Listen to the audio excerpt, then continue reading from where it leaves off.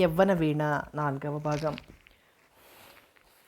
తన ముందు నిర్లక్ష్యంగా నిలబడిన మనోజ్ వంక జాలిగా చూసింది తార. ఇది పెంపకంలో లోపమా, జన్మతః సంస్కారం లేకపోవటమా, ఏమిటి దీనికి కారణం? తార మనసులో రకరకాల ఆలోచనలు సుడులు తిరుగుతున్నాయి.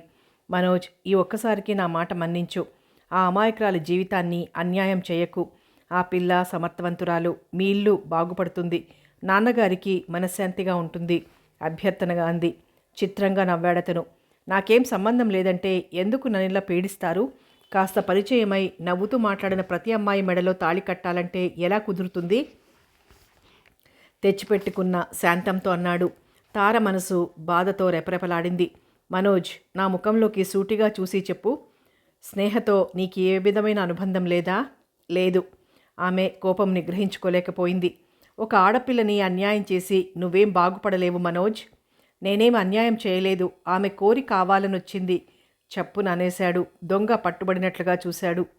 చూసావా మనోజ్, నిజం ఎంత దాచినా దాగదు. అంతేకాదు, మీరిద్దరూ కలిసి తీయించుకున్న ఫోటోలు కూడా ఉన్నాయి నా దగ్గర. ఆ మాత్రం సాక్ష్యం చాలదా? అయినా నా ఉద్దేశం అది కాదు.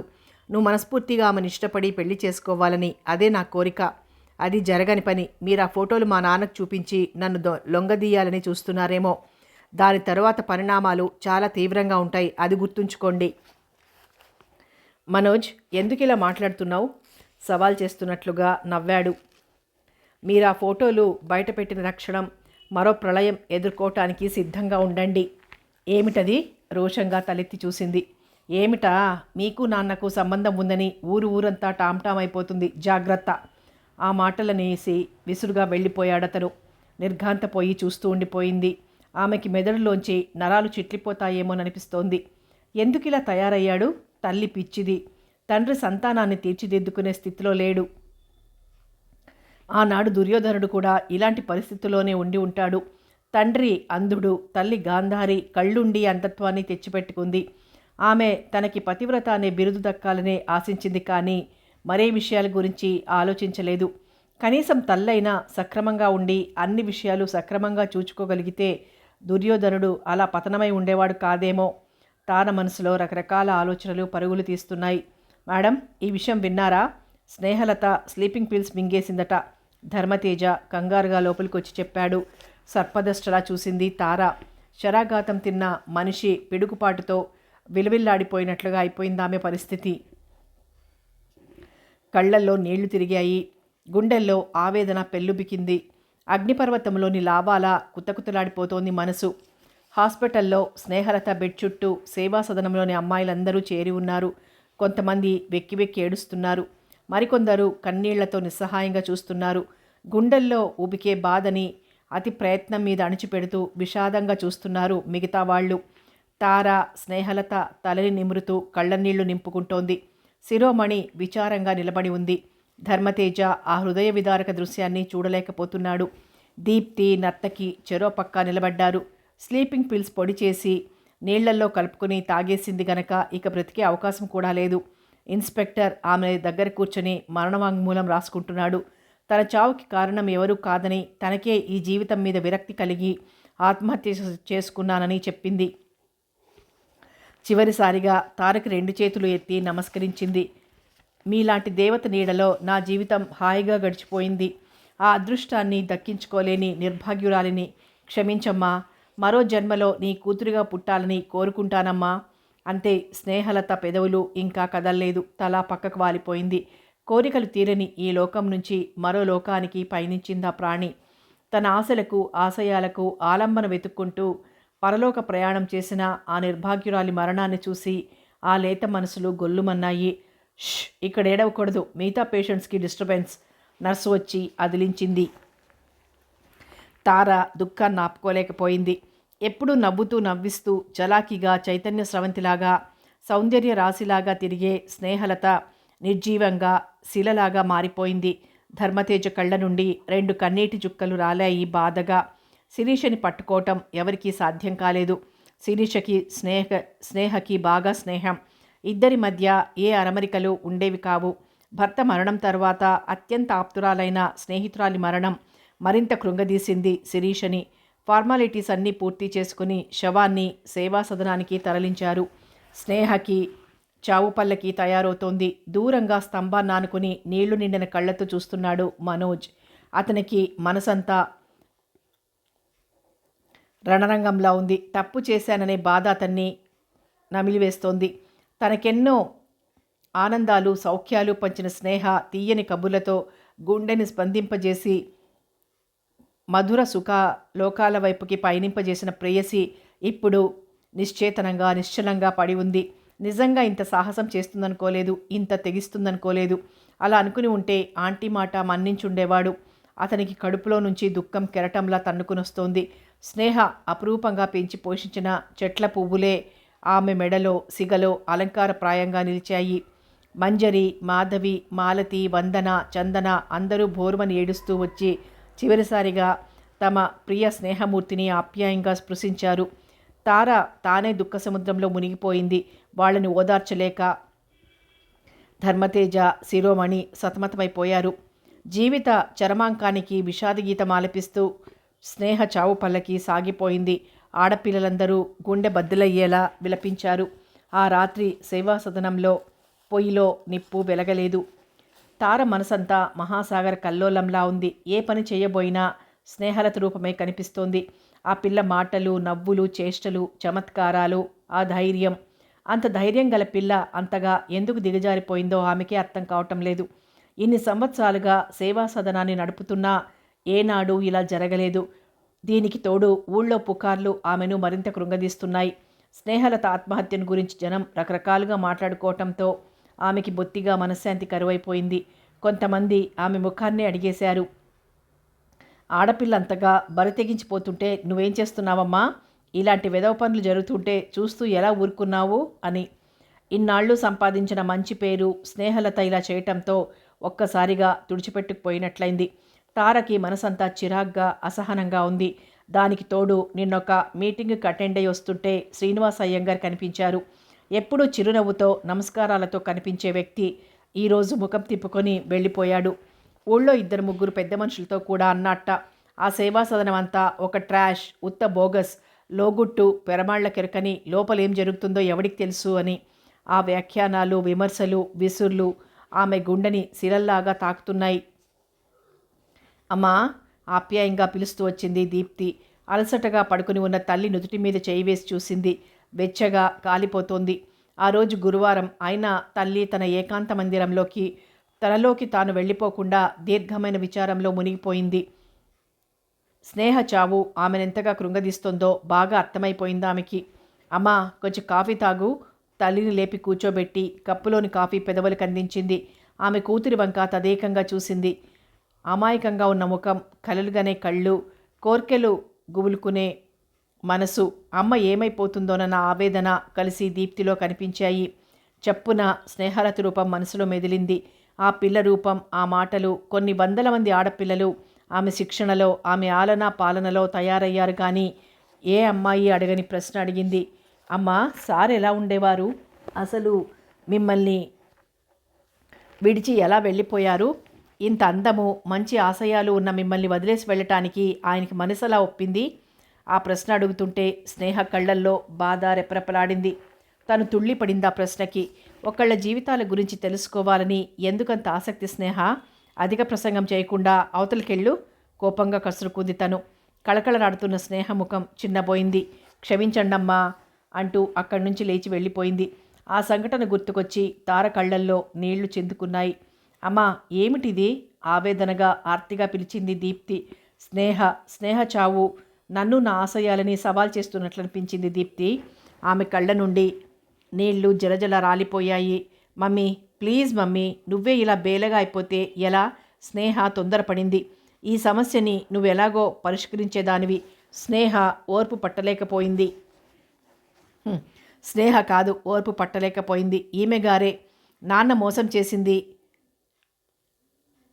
దాన్ని మోసం చేసింది మనోజ్ అని తెలిసి ఎందుకింత ఆలస్యం చేసినట్లు? తన స్నేహితుడి పరువు పోతుందనే. ఒక ఆడపిల్ల నిండు జీవితం కన్నా తన ప్రియ స్నేహితుడి పరువు ప్రతిష్టలే ముఖ్యమనుకుంది. ఎప్పుడొచ్చిందో నర్తకి మాటలు ఎడాపెడా దులిపేస్తోంది. అక్క రౌద్ర రూపం చూసి హడలిపోయింది దీప్తి. అక్క, ఏం మాటలవి? మనోజ్ని ఒప్పించాలని అమ్మ శతవిధాలా ప్రయత్నిస్తూనే ఉంది. ఈలోగా స్నేహే తొందరపడింది. నువ్వు కూడా అమ్మని అపార్థం చేసుకుంటున్నావా? జాలిగా నచ్చజెప్పబోయింది. నో, ఇప్పుడే సరిగ్గా అర్థం చేసుకుంటున్నాను. ఈమె నిజస్వరూపం ఏమిటో ఇప్పుడే తెలుస్తోంది. స్నేహ చావుకి అమ్మే కారణం. ఛే, నువ్వు తల్లివని చెప్పుకోవటానికే సిగ్గుగా ఉంది. చేసిన తప్పు ఎదురుగా కనిపిస్తుంటే ఇంకా ఏమని సమర్థించుకుంటుంది? ఎలా ఈ లోకానికి ముఖం చూపిస్తుంది? పైకి మాత్రం పెద్ద సంస్కర్త. ఛే, వెధవ మనుషులు, వెధవ బుద్ధులు. ఇలాంటి వాళ్ళని చూస్తుంటే మనుషుల మీద, మానవత్వం మీద నమ్మకమే పోతుంది. రుసరుసలాడుతూ కోపంతో, అసహ్యంతో అక్కడి నుంచి వెళ్ళిపోయింది నర్తకి. బయటికి రాగానే అక్కడే శిలాప్రతిమలా నిలబడిపోయిన జగన్నాథరావు కనిపించాడు. అతన్ని చూస్తూ ముఖం మరింత చిట్లించుకుందామే. తార హృదయంలో అగ్నిపర్వతాలు బద్దలవుతున్నాయి. కూతురు చేసిన మిథ్యా అభియోగానికి ఆమె గుండెలు మండిపోతున్నాయి. తార, దుఃఖపూరితమైన జగన్నాథరావు స్వరం వినిపించి దిగ్గున తలెత్తి చూసింది. ఎర్రబడిన కళ్ళు, వడిలిపోయిన ముఖం, రేగిన జుట్టు, ఆవేదనతో ఎగిసిపడే హృదయం. మూర్తీభవించిన శోకదేవతలా ఉన్న ఆమె వంక జాలిగా, ప్రేమగా, ఆరాధనగా, అనునయంగా చూశాడాయన. తారా, ఎందుకింత అగ్నిని గుండెల్లో దాచుకున్నావు? ఒక్క మాట నాతో చెప్పి ఉంటే ఆ విధవని తీసుకొచ్చి నీ కాళ్ళ దగ్గర పడేసేవాణ్ణిగా.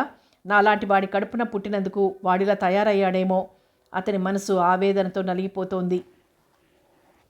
ఏమని చెబుతుంది? ఎలా చెబుతుంది? తన బ్రతుకు మీద లేనిపోని మచ్చలు వేసి, ఇంత బురద పూసి, వికృతంగా తయారు చేసి నలుగురిలో ప్రచారం చేస్తానని భయపెట్టాడనా? తన నోరు మూయించాడనా? ఏమని చెప్తుంది? ఆమె గుండె వేదనతో మండిపోతోంది. చెప్పుతారా, ఎందుకు చేశావిలా? ఆ దౌర్భాగ్యుడు ఇంతకు తెగిస్తాడని నేనెప్పుడూ అనుకోలేదు. నా మీద అభిమానంతో నేను బాధపడతానని, కుంగిపోతానని ఈ భయంకరమైన నిజాన్ని నా నుంచి దాచావా? ఆ పిల్ల ప్రాణాలు అన్యాయంగా పోవటమే కాకుండా నీ పేరు ప్రతిష్టలకెంత దెబ్బో ఆలోచించావా? స్నేహపూర్వకంగా ఆమె తల నిమురుతూ బాధగా అన్నాడు. తార మనసు కుతకుత ఉడికిపోతోంది. ఈ సంఘటనకి ఎంతమంది ఎన్ని రకాల రంగులు పూస్తారు? మసిపూసి మారేడు కాయను చేసి తనను భయపెట్టాలని ప్రయత్నిస్తారా? ఇంకా ఇంకా ఏం జరగబోతోంది? ఆమె గుండెనెవరో నిప్పుల కవ్వంతో చిలుకుతున్నట్లుగా ఉంది. జగన్, నేను మనోజ్ని ఒప్పించటానికే శతవిధాలా ప్రయత్నించాను, కానీ సాధ్యపడలేదు. మెల్లిగా బాధగా గొణిగింది. నా వల్ల నీకెంత బాధ కలిగింది తారా? నాకు బాధ కలగకూడదని నువ్వు పెద్ద ఆపదలో ఇరుక్కున్నావు తారా. నన్ను నేను క్షమించుకోలేకపోతున్నాను. జగన్నాథరావు గుండె బద్దలైపోతోంది. తార శూన్యంలోకి చూస్తోంది. ఎన్నెన్నో దృశ్యాలు ఆమె కళ్ళ ముందు కదిలిపోతున్నాయి. తారా, నీకో విషయం చెప్పాలి. ఏమిటది? నా చిన్ననాటి స్నేహితుడు, ఒక అద్భుత వ్యక్తి, మహోన్నతమైన జీవితం గడిపినవాడు, ప్రస్తుతం మతిలేని స్థితిలో మా ఇంటికి వచ్చాడు. వాడి మాటలు వింటుంటే ఎంత అద్భుతంగా ఉంటుందో తెలుసా? ఒకసారి వస్తావా తారా? నేను ఇప్పుడెక్కడికి రాలేను జగన్. నన్ను ఇలా కొన్నాళ్ళు ఒంటరిగా వదిలేయండి, బాధగా బరువుగా అంది. తారా, ప్లీజ్ కొంచెం రిలాక్స్ అవు. అదే పనిగా ఆ అమ్మాయిని గురించి ఆలోచించి మనసు పాడు చేసుకోకు. నిజమే, చాలా దయనీయ స్థితిలోనే చనిపోయింది. నిండు 100 ఏళ్ల జీవితాన్ని అకస్మాత్తుగా అంతం చేసుకుంది. నువ్వు ఈ బాధలో నుంచి బయటపడు ప్లీజ్. లేచి అలా బయటికి రా, కొంత రిలీఫ్గా ఉంటుంది అనునయంగా, లాలనగా అన్నాడు. నీకు తెలియదు జగన్ నా వ్యధ. ఆ పిల్ల భవిష్యత్తు మీద ఎన్నో ఆశలు పెట్టుకున్నాను.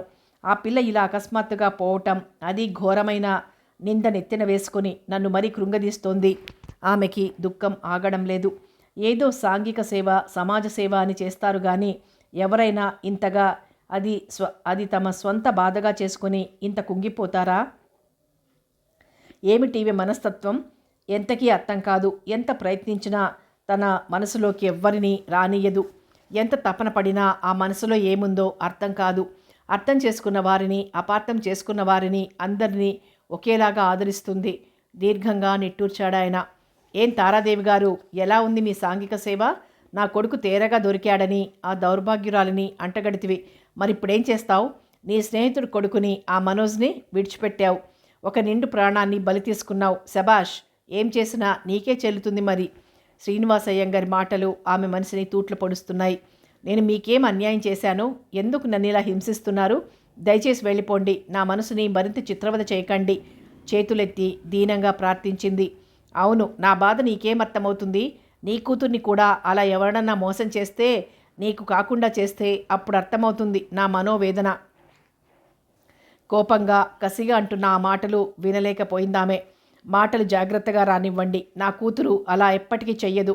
మీకు కోపం ఉంటే నన్ననండి, అవమానించండి, కానీ నా పిల్లల పేర్లెత్తితే మాత్రం సహించను.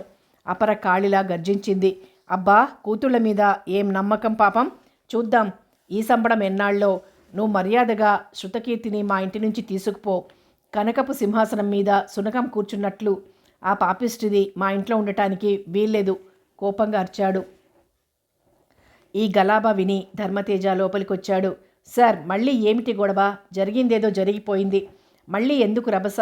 శృతకీర్తి మంచి పిల్ల, మీ ఇంటికి శోభనిస్తుంది, పేరు ప్రఖ్యాతులు తీసుకొస్తుంది. మేడం మనసు అసలే బాగాలేదు, దయచేసి మీరు వెళ్ళిపోండి దీనంగా అర్థించాడు. ఇన్ని ఆదర్శాలు వల్లిస్తుందే మీ ఈ సంఘ సంస్కర్త. దారిని పోయే బిచ్చగాడిని తీసుకొచ్చి తన కూతురికి గట్టబెట్టమను, తెలుస్తుంది సవాల్ చేస్తున్నట్లుగా అన్నాడు.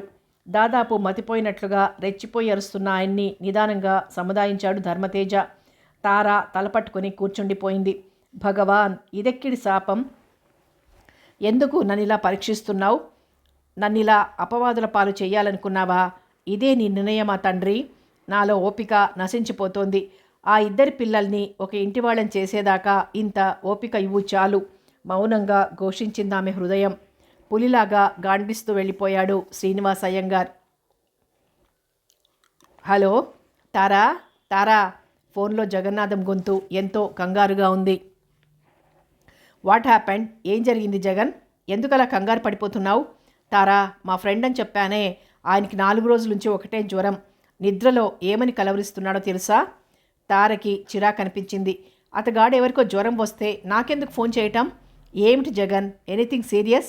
ఆయన నీకంత ముఖ్య స్నేహితులా? అవును తారా, ప్లీజ్ ఒక్కసారి రాగలవా? ఆయన నిద్రలో తారా తారా అని కలవరిస్తున్నారు. ఒక్కసారి రాగలవా? జగన్ కంఠంలో ఎంతో ఆత్రం, ఆందోళన. జగన్, నీకేమైనా పిచ్చా? అతను ఏ భగ్న ప్రేమికుడు అయి ఉంటాడు. ప్రియురాల్ని కలవరిస్తున్నాడు. నేను చేంజ్ చేయగలను చెప్పు, విసుగ్గా అంది. తారా, ప్లీజ్ నా కోసం రావు. జగన్ కంఠంలో అభ్యర్థన కాదనలేకపోయింది. కారు దిగగానే జగన్నాథ్ ఎదురుగా వచ్చి గదిలోకి తీసుకెళ్లాడు. బాగా పెరిగిపోయిన గడ్డం, నీరసించిన ముఖం, వంకీలు తిరిగిన జుత్తు, అక్కడక్కడ వెండి తీగల్లా మెరిసే తెల్ల వెంట్రుకలు, ఎత్తైన దీర్ఘనాసిక. ఒకప్పుడు మంచి ఛాయలో ఉండే శరీరవర్ణం కాబోలు ప్రస్తుతానికి రాగి రంగులో ఉంది. ఆ వ్యక్తి మంచం మీద నీరసంగా పడుకుని ఉన్నాడు. దగ్గరగా వెళ్ళి ముఖం మీదకి వంగి చూసింది. ఒక్కసారిగా ఒళ్ళు జల్లుమన్నట్లయింది. గుండెల్లో నయాగారా జలపాతాల హోరు, శరీరంలోని రక్తమంతా వేగంగా వెచ్చగా ప్రవహిస్తూ పాదాల్లోకి జారిపోతున్న అనుభూతి. కళ్ళు తిరుగుతున్నాయి. గుండెనెవరో నిప్పుల కవ్వంతో చిలుకుతున్నారు. మరుక్షణం పారిజాత సుమాల వర్షం, మరువపు సౌరభం, మనసుని కదిలించే మధుర సంభాషణ. మనసైన మనిషి. ఇది కళ, నిజమా? ఇదెలా సాధ్యం? అసలు సాధ్యమేనా? ఆమె కళ్ళల్లో గిర్రున నీళ్లు తిరిగాయి. హృదయం ఉద్వేగంతో ఎగిసిపడింది. కళ్ల ముందు ఏవేవో దృశ్యాలు అపురూపంగా కదిలిపోతున్నాయి. తాను ఎన్నోసార్లు ఆప్యాయంగా సవరించి ముద్దాడి హృదయానికి హత్తుకున్న అందమైన జుట్టు, ఎన్నిసార్లో తాను సైనించిన హృదయ తల్పం, తనని మధుర స్వర్గాల వైపు మరలించిన ఆ చేతులు, అవే కళ్ళు, అదే ముక్కు, ఆ మనిషి తనవాడు. అవును. మనసులో సముద్రహోరు. ఆ వ్యక్తి మెల్లగా అట్నుంచి ఇటు కదిలాడు. ఆమె గుండెలో ఏదో తీగ కదిలినట్లయింది. తారా, తారా, ఒక్కసారి కనిపించవు? నిన్ను చూడకుండా వెళ్ళలేను తారా. నేను నమ్ముకున్న ఆశయాలు నన్ను మోసం చేశాయి. వాటి కోసం నీ జీవితాన్ని బలి చేశాను. నన్ను క్షమించవు? అతని చెయ్యి గాలిలోకి లేచి ఏదో అన్వేషిస్తోంది. చటుక్కున ఆ చెయ్యి అందుకుని హృదయానికేసి హత్తుకుందామే. కన్నీళ్లు జలజలా వర్షించాయి. అతని హృదయాన్ని తడిపేస్తున్నాయి. ఆ స్పర్శతో అతనిలో మెల్లగా కదలిక ప్రారంభమైంది. నరనరాల్లోనూ ఉత్తేజం విద్యుద్వేగంతో ప్రవహించింది. చటుక్కున కనురెప్పలు విప్పాడు. తారా. అతని పెదవులు ఆరాధనా భావంతో కదులుతున్నాయి. మనసులో సంతోషం కెరటంలా ఎగిసిపడుతోంది. తారా, తారా, అదే పేరు తారకనామంలా జపిస్తున్నాడతను. చిక్కిపోయి లోతుకుపోయిన కళ్ళల్లో అశ్రువులు నిండుకున్నాయి. తారా, సత్య నాకంతా చెప్పాడు. ఆ వ్యక్తివి నువ్వే అనిపించింది, అందుకే పిలిపించాను. జగన్ గంభీరంగా అన్నాడు. కృతజ్ఞతగా చూసిందామే. ధర్మతేజ్ లోపలికొచ్చి అర్థం కానట్లు సత్యమిత్ర వంక తార వంక మార్చి మార్చి చూశాడు. తార పెదవులు చిరునవ్వుతో విచ్చుకున్నాయి. తారా, ఈయనెవరో తెలుసుకోవాలనుందా? అవునన్నట్లు తల పంకించాడు. ఆ ఇంట్లో తెల్లవారి లేచింది మొదలు తపతి తపతి అనే పిలుపులే వినిపిస్తుంటాయి. మంద మలయమారుతం సాగకముందే తపతి లేస్తుంది. ఇంటి పని, వంటింటి పని అన్నీ ముగించుకొని వేడివేడి బెడ్ కాఫీతో పిన్ని కృష్ణవేణికి మేల్కొలుపులు పాడుతుంది. అక్కడి నుంచి ప్రారంభమవుతుంది ఆమె దినచర్య. తండ్రి సుందర్రామయ్య లేచి, తపతి బ్రషు పేస్టు తల్లి అంటాడు. కృష్ణవేణి రెండో తమ్ముడు, తపతి నా షేవింగ్ పెట్టెక్కడా అని కంగారు పడిపోతాడు. తపతి నా షర్టు గుండీలు కుట్టిపెట్టు అంటూ రాజారావు, అతను కృష్ణవేణికి దూరపు బంధువు, ఉద్యోగాన్వేషణలో ఇక్కడే తిష్టవేశాడు. అక్క నాకు 2 జడలు వేయి, అమ్మకి బాగా చేత కాదు అంటూ గారాలు పోతుంది చిట్టి చెల్లెలు లాలస. అక్క నాకు హోంవర్క్ చెప్పవు అంటూ వస్తాడు అరుణ్. తపతి నాకు కూరగాయలు కోసిపెట్టవు, ఈ బియ్యం కడిగివ్వు అంటూ కృష్ణవేణి ఆజ్ఞలు జారీ చేస్తుంది. అలా కాలేజీకి వెళ్లే వరకు ఇంట్లో బొంగరంలా గిరగిరా తిరుగుతూనే ఉంటుందా 16 ఏళ్ల పిల్ల. తండ్రి రెండో పెళ్లి చేసుకున్న దగ్గర నుంచి ఆమెకి కార్యక్రమం అలవాటైపోయింది. ఎప్పుడన్నా కాస్త వ్యవధి దొరికితే తల్లి జ్ఞాపకాలతో మనసంతా బరువుగా అయిపోతుంది. 2 కన్నీటి బొట్లు విడిచి మనసుని తేలికపరుచుకునే లోపలే తపతి తపతి అంటూ పిలుపులు వినిపిస్తాయి. దీర్ఘంగా నిట్టూర్చి మళ్లీ యాంత్రిక జీవితంలోకి అడుగు పెడుతుంది. ఆమె మనసులో ఉవ్వెత్తుగా లేచిపడే ఆశలు ఆశయాలు అలాగే అణగారిపోతాయి. కృష్ణవేణి వేసే అరుపులతో కేకలతో కృష్ణవేణికి ఎంత పనిచేసినా తృప్తే ఉండదు. ఇంకా ఇంకా పనులు చెప్తూ సాధిస్తూనే ఉంటుంది. తపతి జీవితంలో ఓ వెన్నెల వెలుగు రేఖలా ప్రవేశించాడు సత్యమిత్ర. పేరుకు తగ్గట్టుగానే అతని ఆశయాలును. అతను కాలేజీ యూనియన్ లీడరే కాదు, చాలామంది విద్యార్థులకి మార్గదర్శకుడు కూడా. విద్యార్థుల శ్రమశక్తి ఏనాడు వృధాగా పోకూడదంటాడు. ఆవేశం రావాలి, ఆవేదన కావాలి, ఎదరగలాలి, కదలాలి, కరగాలి, విప్లవ జ్వాలలాగా విజృంభించాలి అంటూ తను రాసిన గేయం తనే ఉత్తేజపూరితంగా ఉద్రేకంగా పాడుతుంటే కాలేజీలో విద్యార్థులంతా ముగ్ధులై వినేవారు. ఆవేశంతో పొంగి పొరిలిపోయేవారు. ఆవేదనతో రగిలి రగిలి అగ్నిపర్వతాల్లా భళ్ళున బ్రద్దలయ్యేవారు. ఎక్కడ ఏ అన్యాయం జరిగినా సహించేవాడు కాదు సత్యమిత్ర. ఆ ఊళ్ళోని గవర్నమెంట్ డాక్టర్ లంచం ఇవ్వందే ఆపరేషన్ టేబుల్ ఎక్కనివ్వడు. అతని అన్యాయాలు, అక్రమ సంపాదన బయటపెట్టి అతని మీద పాంప్లెట్స్ వేసి ఊరంతా పంచిపెట్టి ఆ డాక్టర్ అక్కడి నుంచి ట్రాన్స్ఫర్ అయి వెళ్ళిపోయే వరకు నిద్రపోలేదు సత్యమిత్ర. విద్యార్థులందరినీ కూడగట్టుకొని R&B వాళ్ల సహకారంతో రోడ్లన్నీ చాలా మటుకు మరమ్మతు చేయించాడు. మురికివాడల్లోని మురికి నిర్మూలనం కార్యక్రమంలో అతనే ముందు. వరద బాధితుల సహాయ నిధి, అగ్ని బాధితుల సహాయ నిధి, బీద విద్యార్థులకి విరాళాలు, అనాథ శరణాలయానికి నిధుల సేకరణ, ఇలా ఏ సాంఘిక కార్యక్రమంలో చూసినా అతనిదే ముందడుగు. అతని వ్యక్తిత్వానికి, విశాల హృదయానికి, విప్లవపూరితమైన ఆశయాలకి ముగ్ధురాలైపోతుంది తపతి. ఆ రోజు వరగట్న దురాచారం గురించి ఆవేశంగా ఉపన్యసించింది కాలేజీ డిబేట్లో. సత్యమిత్ర ఆమెను కలుసుకుని హృదయపూర్వకమైన అభినందనలు తెలియచేశాడు. మీలాంటి మంచి ఆదర్శాలున్న యువతులు అలా ఇళ్లల్లో మగ్గిపోకపోతే కాస్త ధైర్యం చేసి బయటికి రాకూడదు. ఈ ప్రపంచంలో ఏం జరుగుతుందో గమనించవచ్చు. తద్వారా చేతనైనంత సాయం ఈ దీనులకి హీనులకి చెయ్యనువచ్చు. ఏమంటారు? ఇలా వేదికలెక్కి ఉపన్యాసాలు ఇచ్చినంత మాత్రాన ఏ సమస్య పరిష్కరింపబడదు. ఆ పని మన రాజకీయ నాయకులు ఎటూ చేస్తూనే ఉన్నారు. అతను అలా సూటిగా కళ్ళల్లోకి చూస్తూ మాట్లాడుతుంటే ఏదోలో అనిపించింది తపతికి. ఎద లోపలి పొరల్లో ఏదో సన్నని తీగ కదిలినట్లయింది. అతని మాటల్లో ఉన్న ఆకర్షణ ఏమిటో గాని అతను ఎక్కడికి పిలిస్తే అక్కడికల్లా వెళ్ళిపోయేది. చెయ్యమన్న పనల్లా బుద్ధిమంతురాలిలా చేసేది. ఒకరోజు ఆలస్యంగా ఇంటికి వెళ్ళేసరికి కృష్ణవేణి తిట్లకు లంకించుకుంది. తపతి అభిమానం తీవ్రంగా గాయపడింది. తనకి స్వేచ్ఛా స్వాతంత్రాలు లేవా? వీళ్ళకి కట్టు బానిసలాగా ఎన్నాళ్ళు పడి ఉండాలి? కోరికలు చంపుకొని ఆశయాలకి సమాధి కట్టేసుకొని శిలలాగా బ్రతకటం తన వల్ల కాని పని. కానీ ఎదురు తిరిగితే ఏం జరుగుతుంది? ఆ ఊహతో ఆమెకు ఒళ్ళంతా జలధరించినట్లయింది. తండ్రి ఇంట్లోకి రాగానే కృష్ణవేణి ఫిర్యాదు చేసింది. చూశారా, మీ కూతురు లోకోద్ధరణ ప్రారంభించింది. ఆ సత్యమితతో కలిసి తిరుగుతోంది. కాస్త గట్టిగా మందలించండి అంటూ పురమాయించింది. సుందర్రామయ్య కూతుర్ని నమిలి మింగేసేలా చూశాడు.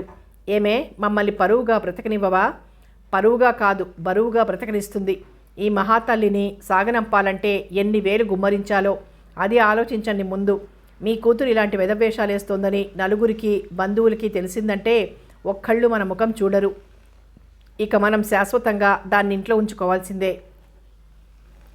రుసరుసలాడుతూ వ్యంగ్యంగా మాట్లాడుతూ అక్కడి నుంచి వెళ్ళిపోయింది కృష్ణవేణి. తపతి కళ్ళల్లో నీళ్లు బుక్కుతున్నాయి. సజల నయనాలనెత్తి తండ్రి వంక చూసింది. మా అమ్మ ఉంటే నన్నిన్ని మాటలు అననిచ్చేదా? ఎంత అపురూపంగా చూసుకునేది. బంగారు తల్లి అని మురిసిపోయేది. నాకెందుకింత అన్యాయం చేశారు అని తనని నిలదీసి ప్రశ్నిస్తున్నట్లుందా చూపు. సుందర్రామయ్యకి కడుపులో ఎవరో చేపెట్టి కెలికినట్లయింది. మరణశయ్యం మీద భార్య మీనాక్షి అన్న చివరి మాటలే గుండెల్లో ప్రతిధ్వనిస్తున్నాయి. ఏవండి, మీరు మరొక పెళ్లి చేసుకోండి, నాకేం అభ్యంతరం లేదు. అమ్ములని మాత్రం కష్టపెట్టొద్దండి. దాన్ని ఎక్కడైనా దూరంగా హాస్టల్లో ఉంచి చదివించండి. నా చిన్నారి తల్లి కష్టపడుతుంటే కన్నీళ్లు కారుస్తుంటే ఆ లోకంలో ఉన్న నా ఆత్మ క్షోభిస్తుందండి. చెప్పండి, నా కోరిక తీరుస్తారు కదూ అంటూ చేతిలో చేయి వేయించుకుంది. మాట ఇచ్చాడు గాని ఆ మాట నిలుపుకోలేకపోయాడు. గుండె తరుక్కుపోతుంటే కూతుర్ని దగ్గరగా తీసుకుని ఆప్యాయంగా తలనిమ్మిరాడు. మమతాను రాగాలతో చెక్కిళ్ళు సవరించాడు. తపతి, మీ పిన్నికి కోపం వచ్చేలా ప్రవర్తించకు. ఆ సత్యమిత్ర క్యారెక్టర్ అంత మంచిది కాదు. రౌడీలతో గూండాలతో తిరుగుతూ ఉంటాడు. విప్లవం, అగ్ని, ఆకలి అంటూ కేకలు వేస్తుంటాడు. వాడితో నీకెందుకు? నిన్నో కయ్య చేతిలో పెట్టేదాకా కాస్త జాగ్రత్తగా మసలుకో తల్లి. నిస్సహాయుణ్ణి, ఇంతకన్నా మరేం చెయ్యగలను? ఆయన కళ్ళ నుండి నీళ్లు జలజల రాలాయి. దుఃఖోద్వేగంతో గొంతు వణికింది. నాన్న, మీరు ఏడుస్తున్నారా? ఆశ్చర్యంగా, బాధగా తండ్రి కన్నీళ్లు తుడిచింది. తల్లి గుర్తుకొచ్చి కడుపులో దుఃఖం కెరటంలా ఎగిసి వచ్చింది. ఏడవకండి నాన్న, అమాయకంగా ఓదార్చింది. భార్యా బాధితుడికి దుఃఖం కాక మరేం మిగిలిందమ్మా? దొరలిపోయే కన్నీటిని అతి ప్రయత్నం మీద ఆపుకున్నాడాయన. చెట్టంత మనిషి అలా కళ్ళనీళ్లు పెట్టుకుంటుంటే తపతి హృదయం బాధతో విలవిల్లాడిపోయింది. మనసుకున్న విచిత్రమైన అలవాటు ఏమిటంటే పెద్దలు దేన్ని వద్దని నిషేధిస్తారో దాన్నే మరీ మరీ ప్రియంగా చెయ్యాలని ఆలోచిస్తుంటుంది. సత్యమిత్ర చదువైపోయినా తపతితో స్నేహం మానుకోలేదు. ఆ స్నేహంలోని గొప్పదనం ఎలాంటిదో గాని ఒకళ్ళని చూడకుండా మరొకళ్ళు ఉండలేకపోయేవారు. కలిసినప్పుడల్లా వాళ్ల మధ్య దొర్లిపోయేవి స్వీట్ నథింగ్స్. ప్రేమ సంభాషణలు కావు. చాలా సీరియస్గా సాగేది సంభాషణ. భారతదేశపు ఆర్థిక పరిస్థితి గురించి, ఆ ఆర్థిక పరిస్థితి మరింత అధ్వాన స్థితికి లాగే ధనవంతుల స్వార్థ చింతన గురించి గంటలు గంటలు మాట్లాడేవాడు. అతనేది మాట్లాడినా రీజనబుల్గా, ఇదే నిజమనిపించేట్లుగా, ఏదో ఆవేశం, ఏదో తపన కలిగించేలా ఉంటాయా మాటలు. ఆ మాటల మత్తులో పడి టైం ఎంత గడిచిపోయింది తెలిసేది కాదామెకి. చెక్కెట చేయి చేర్చుకుని విప్పారిన కళ్ళతో, బిరిసిన హృదయంతో తన వంక తదేకంగా చూస్తున్న తపతిని చూస్తే అతనికి ఎంతో ముచ్చటగా ఉండేది. ఏమిటలా చూస్తున్నావు తారామణి అనేవాడు చిలిపిగా. ఏయ్ మిస్టర్, నా పేరు తపతి, తార కాదు. చిరుకోపంతో చూసేది. ఏమో, నక్షత్రాలాగా మిలమిలా మెరిసిపోయే ఆ కళ్ళు చూస్తుంటే తారా అనే పిలవాలనిపిస్తుంది అనేవాడు అమాయకంగా. ఆమె మనసు సురగంగా తరంగాలపై తేలియాడేది. తెలిమబ్బుల పూలదంపై బహిరించి వచ్చేది. తీయని వలపు సీతార ప్రేమగానం ఆలపించినట్లుగా అనిపించేది. జీవితమంతా ఇలా నీ కబుర్లు వింటూ నీ సన్నిధిలో గడిపేయాలనిపిస్తుంది సత్య, పరవశంగా అనేది. అనిపిస్తుంది. అలాగే పగటి కలలు కంటూ కూర్చో. మీ పిన్ని వచ్చి వాయించేస్తుంది. చెవుల్లో మెలిపెట్టి గుంజీళ్లు తీయిస్తుంది. అమ్మాయి గారి తిక్క అడుగుతుంది. అల్లరిగా నవ్వేవాడు. నన్నేనా? మీ అమ్మ నాన్న లేరా సత్య? ఎప్పుడడిగినా వాళ్ళని గురించి చెప్పవు? సత్యమిత్ర ముఖం నల్లగా అయిపోయేది. నాకెవరున్నారు తారా? ఎవరూ లేరు. ఎవరూ లేని అనాథని. నేనేమైపోయినా ఎవ్వరికీ ఏ బాధ లేదు. అతని కళ్ళల్లో బాధ రెపరెపలాడుతూ కనిపించేది. తార చటుక్కున అతని నోరు మూసేసి కోపంగా చూసేది. నీకు నేను లేనా? నీ బాధలో, సంతోషంలో, ఆనందంలో పాలు పంచుకునే ప్రియనేస్తాన్ని కాదా? రోషంగా, కోపంగా అంటుంటే నవ్వేసేవాడతను.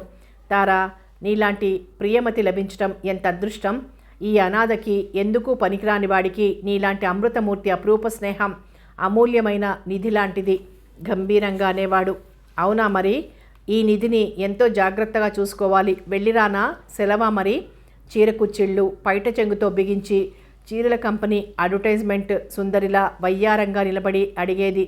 అతని కళ్ళల్లో కోటి నక్షత్రాల మెరుపులు, గుండెల్లో శతకోటి వసంత యామినీ రాగాల విలాసాలు. తపతి BA పాస్ అయింది. సోషల్ సర్వీస్ వాళ్ళ ట్రైనింగ్కి ఇండోర్ వెళ్ళొచ్చింది. అక్కడ దేశం నలుమూలల నుంచి వచ్చిన రకరకాల వ్యక్తులతో స్నేహాలు, పరిచయాలు, వాళ్ళ అద్భుతమైన అనుభవాలు ఆమె వ్యక్తిత్వాన్ని చక్కగా సానబట్టాయి.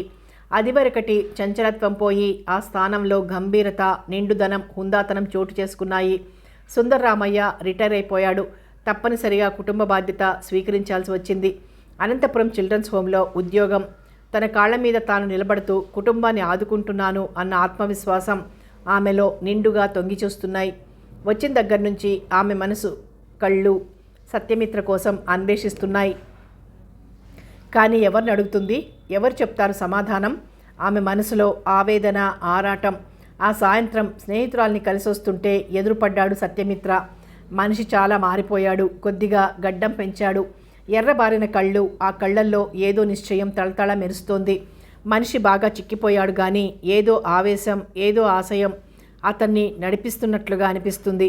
అతన్ని చూడగానే మనోహరమైన వెన్నెల లాంటి చిరునవ్వు ఆమె అధరాలపై విరిసి లాస్యం చేసింది. ముందుగా అతనే పలకరించాడు. బాగున్నావా తారా? ఏదో ట్రైనింగ్కి వెళ్ళొచ్చావట, ఉద్యోగం వచ్చింది, గుడ్. మాస్టర్ని ఈ వయసులో చక్కగా ఆదుకుంటున్నావు, నాకు చాలా సంతోషంగా ఉంది. సత్య, కొంచెంసేపు అలా కూర్చొని మాట్లాడుకుందామా? అలాగేనని తలూపాడు. మెల్లిగా ఇద్దరూ పార్కులోకి దారితీశారు. ఎప్పుడూ తామిద్దరూ అలవాటుగా కూర్చునే ముద్దమందారం చెట్టు కిందే కూర్చున్నారు. సంపంగి పూలమ్ముకునే కుర్రాడు పరిగెత్తుకుంటూ వచ్చాడు. తారను చూడగానే తార 2 పూలు తీసుకుంది. అతను నిర్లిప్తంగా చూస్తున్నాడు. పిన్తో ఆ 2 పూలని చెవి పక్కగా అమర్చుకుంటూ నిష్ఠూరంగా అంది, బొత్తిగా సౌందర్య రాహిత్యంలో బ్రతుకుతున్నావు. 2 పూలు నాకు కొనిస్తే ఎంతో సంతోషిస్తాను. కడుపు నిండితే కళ్ళ ముందు నిండుగా డబ్బు కనపడుతుంటే అంతా సౌందర్యారాధకులే, అంతా సౌందర్య ప్రియత్వమే. కడుపు కాలేవాడిని అడిగి చూడు, ఆ 20 పైసలతో టీ తాగుతానంటాడు. వింతగా చూసింది తార. ఇప్పుడు ఆ కబుర్లు దేనికి? నేను నీకు మంచి వార్త చెప్దామని పిలిచాను. ఎవరికి వాళ్ళు ఇలా అనుకోబట్టే ఈ దేశం స్థితి ఇలా తగలడ్డది. దీర్ఘంగా నిట్టూర్చాడతను. తనకు మాలిన ధర్మం ఏముంటుంది? మన స్వార్థం తర్వాతే కదా ఏదైనా. యథార్థం కూడా కొంచెం ఆలోచించాలిగా. నేను 2 సంపెంగులు కొన్నంత మాత్రాన ఏమైపోయింది? చిరుకోపంతో చూసింది. సారీ తారా, ఏదో విషయం చెప్తానన్నావు. నేను చెప్పను పో, మూడంతా చెడగొట్టేశావు. ఏం మూడోయ్? పెద్ద గొప్ప, నువ్వేమైనా పెద్ద కవయిత్రివా? పెద్దన్నగారిలా. ఆమె దెబ్బతిన్న లేడిపిల్లలా చూసింది. నీ మీద నేను చాలా ఆశలు పెట్టుకున్నాను, మెల్లగా గొడుగుతున్నట్లుగా అంది. నువ్వు ఆశలు పెంచుకోదగినంత గొప్ప వ్యక్తిని కాదు. అదిగో అలా సంభాషణ పక్కదారికి మళ్లించకో, బెదిరిస్తున్నట్లుగా అంది. లేదు తారా, సంభాషణ సరైన మార్గంలోనే నడుపుతున్నాను. కలలు కనే కళ్ళు నీవి, కఠిన సత్యాలు చెవి చూసిన కళ్ళు నావి. ఆదర్శాల బండరాళ్ల మీద ఆశయాల ఉక్కు సంకెళ్ళు తగిలించుకొని ప్రయాణం చేస్తున్న పదకుడిని నేను. కలలు గనే అందాల బాల, నీకు నాకు ఎలా కుదురుతుంది? నింగి నేల కలిసినట్లు కనిపిస్తాయి కానీ అవి ఎప్పటికీ కలుసుకోవు. గంభీరంగా ఎటో చూస్తూ అన్నాడు. తపతికి మరేం మాట్లాడటానికి అవకాశం లేకపోయింది. ఆకాశం బోరమని ఏడుస్తున్నట్లు ఒకటే వర్షం. మెరుపుల తాళ్లతో ఆకాశకన్య స్కిప్పింగ్ ఆడుతున్నట్లుగా గమ్మత్తుగా మెరుస్తున్నాయి మెరుపులు. ఆ మెరుపు వెలుగులో వర్షపు ధారలు తళతళ మెరిసిపోతూ భూమికి దివికి వంతెన నిర్మిస్తున్నట్లుగా ఉన్నాయి. కిటికీల నుంచి కనపడే ఆ దృశ్యం, కదలి వస్తున్న కారు మేఘాలు, వర్ష తీవ్రతకి ఊగిపోతున్న చెట్లు, దూరాన వర్షంలో తడుస్తున్న గుడిసెలు, అలాగే తదేకంగా చూస్తూ ఆలోచిస్తోంది తపతి. సత్యమిత్ర ఒక కొరుకుడు పడిన సమస్యలా తయారయ్యాడు. ఆ చిత్రమైన మనసులో ఏమి దాగినుందో తెలుసుకోవాలని విశ్వప్రయత్నం చేస్తోందామె. సుందర్రామయ్య, కృష్ణవేణి ఎవరో బంధువులింట్లో పెళ్ళైతే విజయవాడ వెళ్లారు. అరుణ్, లాలస పక్క గదిలో నిద్రపోతున్నారు. ఇల్లంతా నిశ్శబ్దంగా ఉంది. బయట వర్షం చేసే చప్పుడు మనసులోని ఆలోచనలకి తందానా అంటోంది. మెల్లిగా తలుపు తట్టిన చప్పుడైంది. ఇంత అర్ధరాత్రి పూట ఎవరై ఉంటారబ్బా? ఎవరైనా బంధువులు కాదు కదా. వాళ్లకు మళ్ళీ మండి మార్చాలి. ఎందుకో భలే చిరాగ్గా అనిపించింది. మెల్లిగా లేచి వెళ్ళి తలుపు తీసింది. విసురుగా లోపలికొచ్చిన ఆ వ్యక్తిని చూసి మొదట తెల్లబోయింది. ఆ తర్వాత భయంతో గుండె దడదడలాడింది. సత్య, నువ్వా? ఈ సమయంలో ఇక్కడ ఎవరైనా చూస్తే ఏమనుకుంటారు? అతను నిస్త్రాణగా కుర్చీలో కూలబడ్డాడు. ప్లీజ్ తారా, ఈ ఒక్క రాత్రికి మీ ఇంట్లో ఆశ్రయం ఇవ్వు, దీనంగా అభ్యర్థించాడు. అయ్య బాబోయ్, పిల్లలు లేచి చూస్తే భయంగా చూసింది. ఏ మారుమూల గదిలోనూ దాచేయి. అతని కళ్ళల్లో ఆశ నిరాశలు దోబూచులాడుతున్నాయి. టవల్ తెచ్చిచ్చి తల తుడుచుకోమంది. తండ్రి లుంగి ఇచ్చి కట్టుకోమంది. వంటింటి తలుపు తీసి అందులో చాపాదిండు వేసింది. ఏదో యాంత్రికంగా చేస్తోంది కానీ ఆమె మనసంతా చిత్ర విచిత్రమైన భావాలకి లోనవుతోంది. ఇంత రాత్రిపూట ఎందుకొచ్చాడితను? తన మీద ప్రేమతో మాత్రం కాదు, ఆ విషయం తెలుస్తూనే ఉంది. వంటింటి కిటికీ తలుపులు తెరిచి బయటికి చూస్తూ నిల్చున్నాడతను. సత్య, ఏమిటిది ఇంత రాత్రిపూట? ఏం జరిగింది? ఎందుకు ఇలా వచ్చావు? ఏం చేస్తున్నావు అసలు? ఏమిటి నీ జీవిత లక్ష్యం? ఒక గమ్యం అంటూ లేకుండా ఎక్కడికి నీ ప్రయాణం? గబగబా ప్రశ్నల వర్షం కురిపించింది. తారా, నాకు బాగా ఆకలిగా ఉంది దీనంగా అడిగాడు. వంటింట్లో గిన్నెలు వెతికి చూసింది. కొద్దిగా అన్నం మజ్జిగ ఉన్నాయి. అన్నం కొంచెమే ఉంది, త్వరగా వండేస్తానంటూ నడుం చుట్టూ కొంగు దోపి స్టవ్ వెలిగించబోయింది. ప్లీజ్ తారా, ఆ కొంచెమే చాలు, పెట్టేశాయి. పీట వాల్చుకొని కూర్చున్నాడు. మరేం మాట్లాడకుండా అన్నం వడ్డించి మజ్జిగ పోసింది. అతను గబగబా ఆవురావురమని తినేస్తున్నాడు. పొద్దున చేసిన ఉప్మా కొద్దిగా మిగిలిపోయింది, అది తినేశాడు. 2 అరటిపళ్లతో అతని భోజనం పూర్తయింది. అతని ముఖంలో సంతృప్తి కనిపించింది. అన్నదాత సుఖీభవ అన్నాడు టవల్తో చేతులు తుడుచుకుంటూ. ఇక్కడే పడుకుంటావా? సందేహంగా చూసింది. చాలా థ్యాంక్స్ తారా, ఇక్కడే పడుకుంటాను. తలుపులు వేసి నువ్వు వెళ్ళి పడుకో, నేను తెల్లవారుజామున వెళ్ళిపోతాను అన్నాడు పడుకోవటానికి ఉపక్రమిస్తూ. తార తలుపు నానుకొని అలాగే చూస్తూ నిలుచుండిపోయింది. ఏమిటి తారా, నిద్ర రావటం లేదా? దుప్పటి కప్పుకోబోతూ ఆగి ఆమె వంక చూశాడు. నా ప్రశ్నకి సమాధానం దొరకలేదు. ఏదో వెలితి ఆమె గొంతులో. కొన్ని ప్రశ్నలకి సమాధానాలు దొరకవంతే, కానీ ఒకటి మాత్రం చెప్పగలను. గమ్యం లేని ప్రయాణం కాదిది. ఆ లక్ష్యం చేరుకోవటానికే ఈ శ్రమంతా. వెళ్ళుతారా, వెళ్ళి పడుకో. నువ్వు మరి కాసేపు ఇక్కడే ఉంటే నా మనసు ఏమేమో ఆలోచిస్తుంది తల వంచుకొని అపరాధిలా అన్నాడు. అతని గొంతులో బాధ, బరువు పెనవేసుకుని ఉన్నాయి. విషాదం తీగలా కదిలింది. ఆ కాస్త లాలనకే ఆమె మనసు కరిగిపోయింది. అక్కడి నుంచి వెళ్ళిపోవాలనిపించలేదు. అతన్ని ఆనుకుంటూ చాప మీద కూర్చుంది. ఏయ్, ఏమిటిది? ప్లీజ్ తారా, వెళ్ళి పడుకో. పిచ్చి పిచ్చి సెంటిమెంట్స్ పెట్టుకొని జీవితాన్ని పాడు చేసుకోకు అర్థింపుగా అన్నాడు. సత్య, ప్రేమగా పిలిచిందామే. ఏమిటన్నట్లు చూశాడతను. నేనంటే నీకే భావము లేదా? జాలిగా చూసింది. అదోలా నవ్వేశాడతను. తెగిన గాలిపటం లాంటి జీవితానికి ఏ భావమున్నా ఏం లాభం? ప్రేమ పేరుతో నిన్ని ఊబిలోకి లాగటం నాకిష్టం లేదు. అంతకన్నా మరేం మాట్లాడలేదతను. బయట వర్షం జోరు హెచ్చింది. ఉరుములు మెరుపులు తీవ్రతరమయ్యాయి. రివ్వమని చల్లని గాలి వీచి శరీరాన్ని చలితో వణికించేస్తోంది. దూరాన ఎక్కడో పిడుగుపడి భయంకరమైన శబ్దం చేసింది. చటుక్కున్న అతని హృదయం మీద తల ఆనించుకొని పడుకొని వణికిపోయిందామే.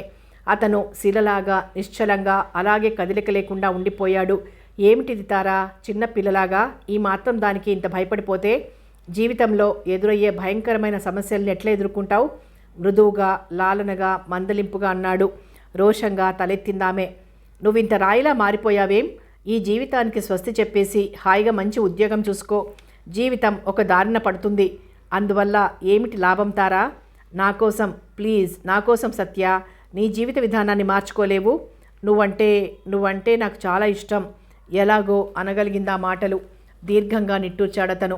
ఆ విషయం నాకు అర్థమైంది తారా. ఎంత ఇష్టం లేకపోతే ఇంత ధైర్యం చేస్తావు? ఈ అనురాగాన్నంతా స్నేహధర్మం కింద మార్చుకోతారా? ఇరువురికి క్షేమం. బాధగా ఉన్నాయి అతని మాటలు. ఆ మాటలు చెప్పటానికి తనకే ఇష్టం లేనట్లుగా ఉందా స్వరం. అంతేనా సత్య? ఈ నరకం నుంచి తప్పించి నా జీవితానికో ఆలంబనగా నిలుస్తామని ఆశించాను. ఏ ఆశలు తీరని ఈ మనసుకి అన్నీ అయి అండగా నిలుస్తావని, నా జీవితం నీ పాదాల చెంత పూజా కుసుమంగా చేసి తరించిపోదామని ఎంతో ఆశపడ్డాను. ఆ భావాలు ఆమె కన్నీళ్లలో కరిగిపోయాయి.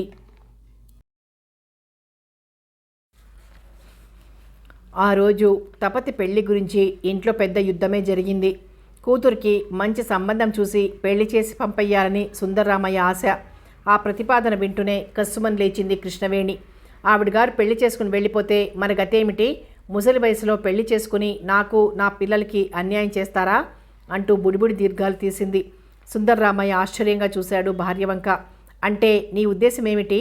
దాని జీవితాంతము నిన్ను నీ పిల్లల కోసం సంపాదించి పెట్టమంటావా? దానికి పెళ్లి చేసి అచ్చట ముచ్చట చూసుకొని ఇవ్వవా? ఆయన మనసు ఆవేదనతో నలిగిపోతోంది. మా పెద్దమ్మ కొడుకు రజనీకాంత్ ఉన్నాడుగా, వాడికిచ్చి పెళ్లి చేస్తే సరి. ఇద్దరూ మన కళ్ళెదుటే పడి ఉంటారు. దాన్ని మరో ఇంటికి పంపాల్సిన అవసరమూ లేదు. ఏమంటారు? భర్త వంక ఆత్రంగా చూసింది. ముఖం చిట్లించుకున్నాడు సుందర్రామయ్య. గదిలో ఉన్న తపతికి గుండె గుబేలు మంది.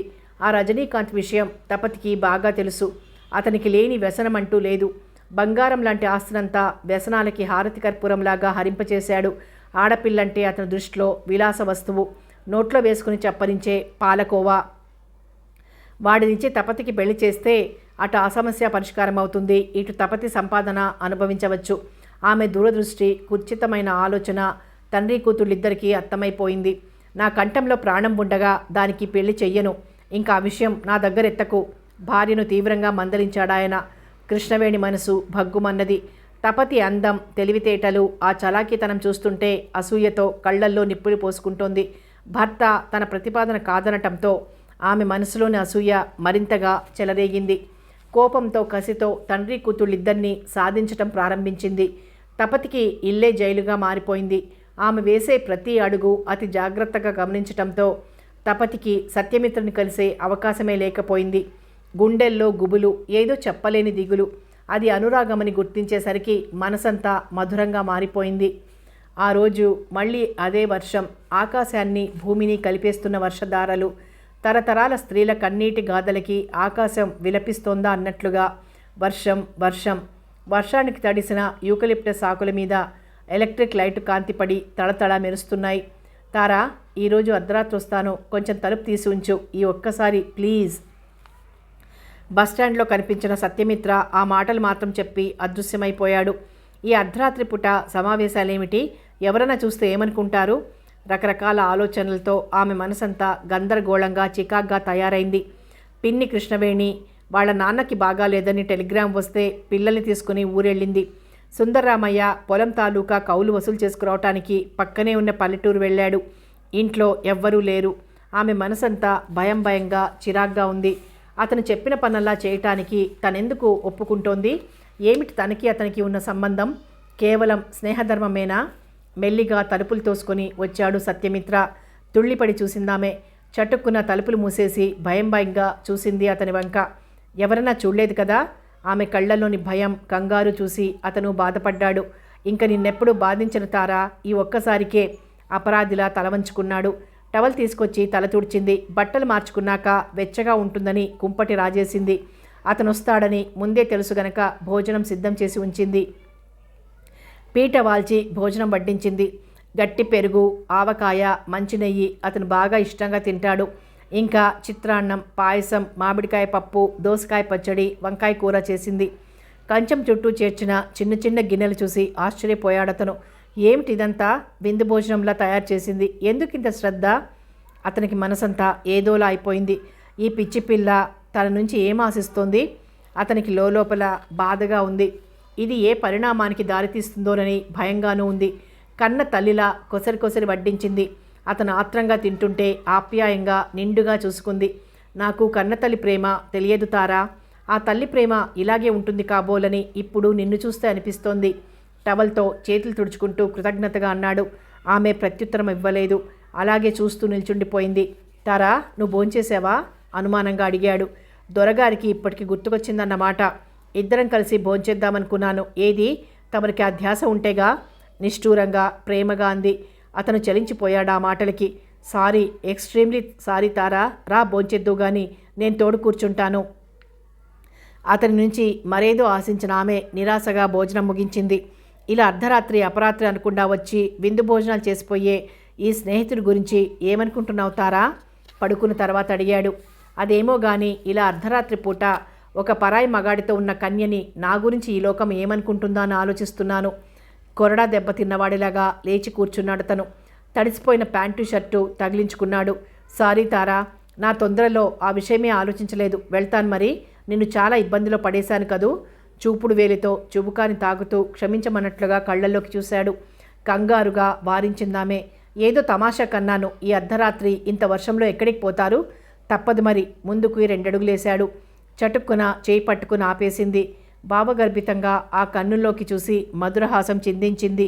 2 చేతులు అతని చుట్టూ పెనవేసి హృదయం మీద తలాంచుకుని తృప్తిగా కళ్ళు మూసుకుంది. నేస్తం, నాకీ గుండెలో ఇంత చోటివ్వరాదా? మెల్లగా గుసగుసగా అడిగి అతని మనసంతా మంచి గంధం పూసుకున్నట్లుగా అయిపోయింది. తీయని భావాలతో హృదయం తమకించిపోయింది. అయినా నిగ్రహించుకున్నాడు. ఆ గుండెలో కొలువున్న దేవతవి నువ్వే అని చెప్పలేకపోయాడు. దీర్ఘంగా నిట్టూరుస్తూ తనని పెనవేసుకున్న ఆ చేతుల్ని మృదువుగా తొలగించాడు. అయోమయంగా చూసింది తపతి. ఆ మధ్య కొన్ని నెలలుగా సత్యమిత్ర కనిపించలేదు. అలా చాటుమాటుగా కలుసుకునే యోగం కూడా లేకపోయింది అని ఆమె హృదయం బాధగా మూలిగింది. ఉద్యోగం దూర ప్రాంతంలో, ఫ్యామిలీ షిఫ్ట్ చేయడానికి వీల్లేదు. పుట్టి పెరిగిన ఊరని తండ్రికి సెంటిమెంటు. అటు ఇటు తిరగటం, ఉద్యోగపు బరువు బాధ్యతలు, కుటుంబ సమస్యలు ఆమెను బాగా కృంగదీశాయి. మనసంతా నిస్తేజంగా అయిపోయింది. సత్యమిత్ర హఠాత్తుగా ఒకసారి కలిశాడు కానీ సంభాషణ అంత సజావుగా సాగలేదు. ఆమె ఆశించేదొకటి, అతని నుంచి వచ్చిన సమాధానం ఒకటి. విపరీతమైన అశాంతితో మనసంతా వేగిపోయింది. బస్ కోసం నిరీక్షిస్తూ నిలబడి ఉంది తపతి.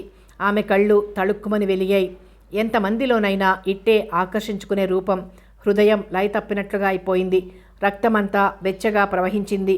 6 అడుగుల మనిషి, వంకీలు తిరిగిన ఒత్తైన నల్లని జుట్టు, సన్నని దీర్ఘనాసిక, తుమ్మెద రెక్కల్లాంటి మీసాలు.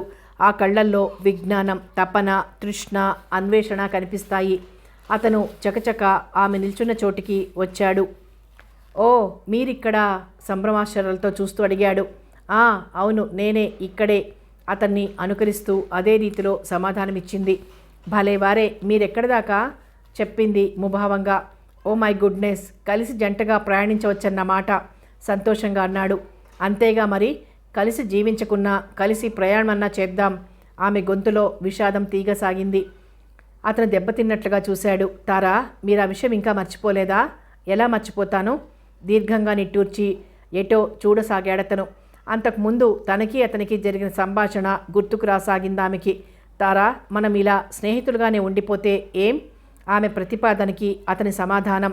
నివ్వెరపోయిందామె. అంటే ఇన్నాళ్ళు పరిచయానికి, ఈ అనుబంధానికి, అనురాగానికి అర్థమే లేదా? అంటే దానికో అర్థము, పరమార్థము పెళ్లితోనే ఏర్పడతాయంటావా? కాకపోతే మీరు మాట్లాడేదేమిటి? ఇన్నాళ్ళు ఈ చీకటి జీవితంలో నువ్వనే ఒక ఆశాకిరణం మెరిసింది. మనసున మనసై, బ్రతుకున బ్రతుకై అర్థం చేసుకునే ఒక ఆలంబన దొరికిందని మురిసిపోతున్నాను. జీవితాంతం మీ నీడలో హాయిగా బ్రతకగలనని ఆశపడ్డాను సత్య. ఇప్పుడు ఇలా మాట్లాడితే నేనేమైపోవాలి? ఆమె కళ్ళల్లో నీళ్లు తిరిగాయి. గొంతు దుఃఖభారంతో వణుకుతోంది. తారా, నువ్వు నన్ను అపార్థం చేసుకుంటున్నావు. కాదు, సరిగ్గానే అర్థం చేసుకుంటున్నాను. నాకన్నా అందమైన పిల్ల, ఆస్తిగల అమ్మాయి దొరుకుతుంది నీకు. ఈ పేదదాన్ని కట్టుకొని బాధపడాల్సిన అవసరం ఏముంది? గబగబా మాటలు దొర్లించేసింది. అతను నిస్సహాయంగా చూశాడు ఆమె వైపు. తారా, ప్లీజ్ ఆపు, అది కాదు నా ఉద్దేశం. ఇలా రా, పూర్తిగా నేనేమిటో తెలియజేస్తాను. ఆమె చేయి పట్టుకుని పక్కనే ఉన్న పార్క్లోకి దారి తీశాడు. ముద్దమందారం చెట్టు కింద సిమెంటు బెంచి మీద కూర్చోబెట్టాడు. ప్లీజ్ నా చేయి వదిలిపెట్టు, నేనేమీ వినదలుచుకోలేదు ఇప్పుడు. అతని చేతిలో చిక్కుకుపోయిన తన చేతిని విడిపించుకోవాలని విశ్వ ప్రయత్నం చేసింది. అతను ఆ ప్రయత్నం సాగనివ్వలేదు. నేను చెప్పదలుచుకున్నది పూర్తిగా చెప్పే వరకు నీ చెయ్యి విడవను. దృఢంగా ఉన్నాయి అతని మాటలు. జీవితాంతం మేలుకునే వారికే అలా చేయి పట్టుకునే అధికారం ఉంటుంది, రోషంగా, కోపంగా అంది. చటుక్కున ఆమె చేయి వదిలేసి అపరాధిలా చూశాడతను. క్షమించుతారా, నాకు ఈ వివాహ వ్యవస్థ మీద నమ్మకం లేదు. అంటే? తెల్లబోయిందామె. అతనేం మాట్లాడుతున్నాడు? అతని ఉద్దేశం ఏమిటో కాస్త కూడా బోధపడలేదామెకి. అక్షరాలు రాని పిల్లాడు సంస్కృత కావ్యం వంక అయోమయంగా చూసినట్లు చూసింది అతని వంక. ఈ 3 ముళ్ళ బంధంలో ఏమాత్రం నమ్మకం లేదు నాకు. అగ్నిసాక్షిగా వివాహమాడి అన్యాయంగా ప్రవర్తించేవాళ్ళు, ఈ సంసార సాగరాన్ని ఈదలేక, ఈ సమస్యలను ఎదుర్కొనే ధైర్యం లేక మధ్యలోనే వదులుకొని పారిపోయిన అనేక మంది ప్రబుద్ధుల్ని చూశాను నేను, ఆవేశంగా అన్నాడతను. ఏదో వేదన కదలాడుతుంది అతని కన్నుల్లో. అందుకని తరతరాలుగా, యుగ యుగాలుగా సాగి వస్తున్న ఈ సంస్కృతిని, సాంప్రదాయాన్ని కాదంటారా? పవిత్రమైన 3 ముళ్ళ బంధం, సప్తపది, అగ్నిసాక్షి, ఇదంతా మిథ్యేనా? ఎందుకింత విలువలేని ఆలోచనల్ని పెంచుకున్నారు? ఆమె మనసు నిండా ఆందోళన. విరక్తిగా నవ్వాడతను. ఏది సంస్కృతి, ఏది సాంప్రదాయం? వ్యసనాలకి బానిసలైపోయి పురుష అహంకారంతో దేవతలాంటి భార్యని నిర్లక్ష్యం చేసే భర్తకి 3 ముళ్ళు అడ్డం రావా? నాతి చరామి అని అగ్నిసాక్షిగా పలికి పరస్త్రీ వ్యామోహంలో పడిపోయే కామాంధులని శాస్త్రోక్తమైన వివాహ మంత్రాలు ఆపగలుగుతున్నాయా? ఆడదాన్ని నీచంగా, ఘోరంగా, దాసీ కన్నా కష్టంగా, పిల్లలు కనే యంత్రంగా చూసేటప్పుడు ఈ సంస్కృతి, సాంప్రదాయాలు ఏం చేస్తున్నాయి? కట్నాల పేరుతో ఆడపిల్లని ఘోరంగా అవమానిస్తున్నారే. ఎన్ని కన్నీటి చావులు, ఎన్ని ఆత్మహత్యలు, ఎన్ని మానభంగాలు, ఎన్ని హత్యలు. ఇవన్నీ జరిగేటప్పుడు సంస్కృతి, సాంప్రదాయం అడ్డురావా? తెల్లబోయి చూసిందామె. నేను అడిగేదేమిటి, మీరు మాట్లాడేదేమిటి? నాకు బొత్తిగా అర్థం కావటం లేదు. దేశంలో ఎన్నో జరుగుతూ ఉంటాయి. వాటికి మన పెళ్ళికి సంబంధం ఏమిటి? ఆలోచించి చూడు. అర్థం కానిదంటూ ఏమీ ఉండదు. బుద్ధికి పదును పెట్టి బయట ప్రపంచంలో జరుగుతున్న ఘోరాలు, అన్యాయాలు, అక్రమాలు పరిశీలించు. ఈ జీవితం ఎన్ని సమస్యలతో నిండుకొని ఉన్నదో నీకే అర్థమవుతుంది. అతని గుండె ఉద్వేగంతో ఎగిసి పడుతోంది. కళ్ళు ఎర్రబడ్డాయి. మనిషి నిర్వచించలేని ఆవేశంతో ఊగిపోతున్నాడు. మన సమస్యకి దీనికి సంబంధం లేదు, మెల్లగా గొణుగుతున్నట్లుగా అంది. సంబంధం ఉంది తారా. నువ్వు నన్ను ప్రేమించానన్నావు. కలిసి కష్టసుఖాలు పంచుకొని ఒకటిగా జీవిద్దామనుకుంటున్నావు. దానికి వివాహము, పూలదండలు, పెళ్లి పందిరి, బ్రాహ్మణులు, మంత్రాలు అనవసరమంటాను. మరి అయోమయంగా చూసిందామె. నువ్వు నన్ను కావాలనుకుంటున్నావు కదా, నాతో కలిసి జీవితాన్ని పంచుకోవాలనుకుంటున్నావు అంతేనా? కళ్ళల్లోకి చూస్తూ సూటిగా ప్రశ్నించాడు. అవునన్నట్లు తలూపింది. మనసంతా ఎందుకో ఆందోళనగా ఉంది. దానికి ఒకటే మార్గం ఉంది. నావి చాలా విచిత్రమైన అభిప్రాయాలు, కొన్ని లోక విరుద్ధంగా కూడా ఉంటాయి. వాటికి నువ్వు అంగీకరించగలిగితే, అడ్జస్ట్ అవ్వగలిగితే మనిద్దరం కలిసి ఒక ఒప్పందం చేసుకుందాం, కలిసి జీవిద్దాం. సమ్మతమేనా అన్నట్లు చూశాడతను. అంటే రిజిస్టర్ మ్యారేజ్ కూడా ఇష్టం లేదా? భయంగా అడిగింది. అంటే నా మీద నమ్మకం లేదా తారా? అది కాదు, లోకానికి నమ్మకం కలిగించడానికి. మనం లోకం కోసం కాదు బ్రతికేది, మన కోసం మనం బ్రతుకుతున్నాం. ఈ సమాజాన్ని, నియమాలని కాదని వెళ్ళిపోలేం కదా. బాగా ఆలోచించుకోతారా. నాతో జీవితం పూలబాట మీద నడక కాదు. వడివడిగా నడిచి వెళ్ళిపోయాడతను. ఆమె ఆ షాక్ నుంచి తేరుకోవటానికి చాలా సమయమే పట్టింది. అనురాగాన్ని, అభిమానాన్ని దక్కించుకోవటానికి ఎన్ని బాధలు, ఎన్ని సమస్యల సుడిగుండాలు. ఆమె మనసంతా చిత్రమైన వేదనతో నలిగిపోయింది. అతన్ని వదులుకోలేదు. అతని నియమాలకు తల వంచనూ లేదు. హే భగవాన్, ఏ ఆడపిల్లకి ఇలాంటి పరిస్థితి రావద్దు. కథ కొనసాగుతుంది.